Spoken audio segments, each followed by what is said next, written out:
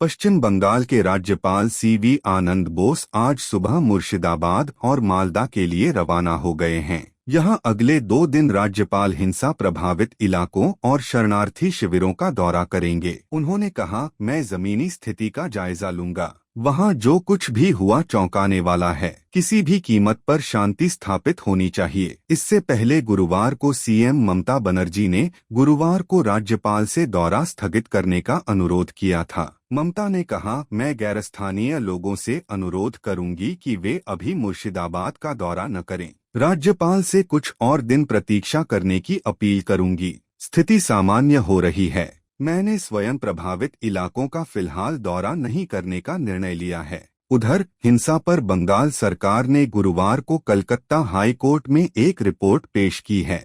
इसमें ममता सरकार ने दावा किया कि हिंसा प्रभावित मुर्शिदाबाद जिले में स्थिति अब नियंत्रण में है। जस्टिस सौमेन सेन और राजा बसु चौधरी की बेंच ने हिंसा प्रभावित इलाकों में केंद्रीय बलों की तैनाती जारी रखने पर अपना आदेश सुरक्षित रख लिया।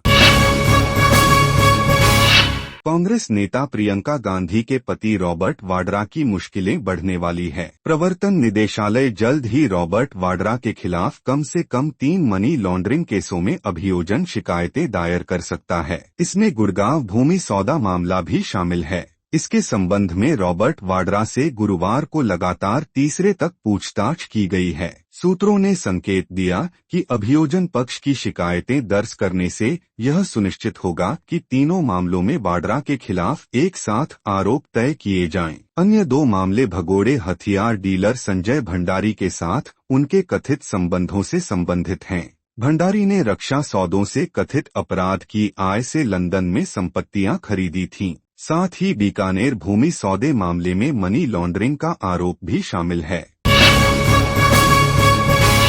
अमेरिका की कमान डोनाल्ड ट्रंप के हाथ में आने के बाद से दुनिया भर में ट्रेड वॉर छिड़ा है। इसका सीधा असर भारत पर भी पड़ रहा है। लेकिन इन सबसे अलग भारत और बांग्लादेश के बीच एक अलग तरह का ट्रेड वॉर चल रहा है। थाईलैंड की राजधानी बैंकॉक में छठे बिम्स्टेक समिट से अलग भारत के प्रधानमंत्री नरेंद्र मोदी और बांग्लादेश की अंतरिम सरकार के प्रमुख मोहम्मद यूनुस की मुलाकात के बाद लग रहा था कि दोनों देशों के संबंधों में जमी बर्फ पिघल जाएगी। लेकिन इस बैठक के 3 दिन बाद ही भारत सरकार ने बांग्लादेश को 2020 से मिली ट्रांसशिपमेंट सुविधा वापस ले ली। इस सुविधा के कारण बांग्लादेश भारत के एयरपोर्ट और बंदरगाहों का इस्तेमाल तीसरे देश में अपने उत्पादों के निर्यात के लिए करता था।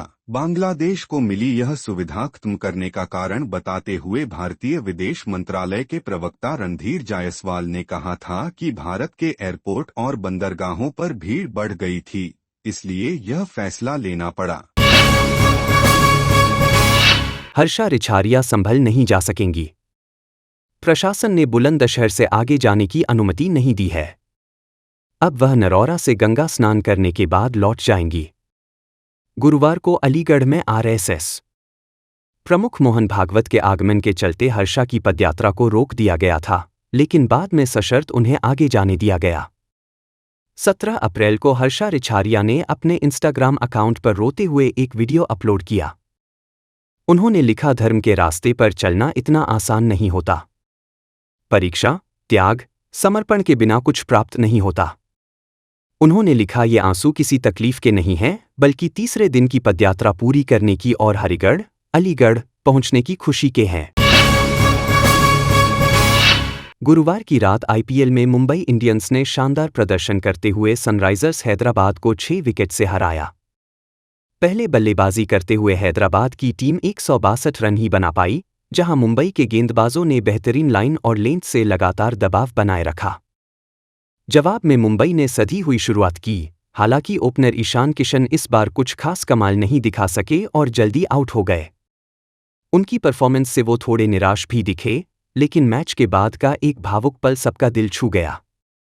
जब मुंबई इंडियंस की मालकिन नीता अंबानी खुद ईशान किशन के पास पहुंची और उन्हें तसल्ली दी। ये नज़ारा ये साबित करता है कि मुंबई इंडियंस सिर्फ एक क्रिकेट टीम नहीं, बल्कि एक परिवार है। मुंबई ने 19वें ओवर की पहली गेंद पर मैच जीत लिया और एक बार फिर दिखा दिया कि वो क्यों इस लीग की सबसे मजबूत टीमों में से एक है।